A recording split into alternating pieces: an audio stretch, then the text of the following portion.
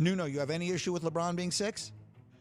I do, because I think you could put okay with Giannis and Steph ahead of them, but Embiid and Jokic, I still would take LeBron. If based upon your question, starting a team, one player to win a championship, I'm taking LeBron over those guys. Because LeBron's getting dinged for the fact that the Lakers, that roster is a complete and utter mess. Yep. Like, that's what he's getting dinged for. But when you're talking about best players in the league, there are not five better, and in KD's point, 8 better players than these 2 players.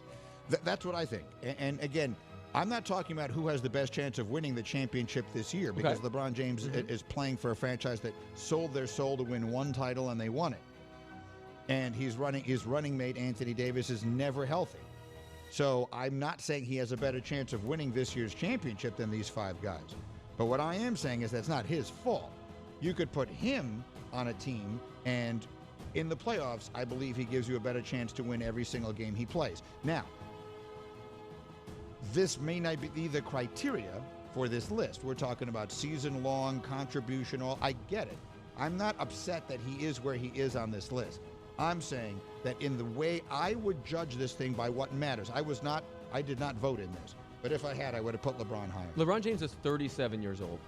Generally speaking, he is not at a point, based upon all the history we have, that he's going to be able to perform at a top 5 level. What 37-year-old in NBA history has ever been top 5 in any season? Well, I mean, I hear you, but what quarterback has ever done what Tom Brady and Aaron Rodgers and these guys are doing? Athletes, because of the things that are available to them now in the ways of training and nutrition and everything else, the way they take care of their bodies, the way this guy in particular, LeBron, takes care of his body. He's not 37 in the way players were 37 in previous generations. So I think you have to equate him to someone like, I grew up watching basketball in the 70s. I think by the standards of 70s basketball, LeBron is like 28. By the 80s, he's 30. By the 90s, he's 32.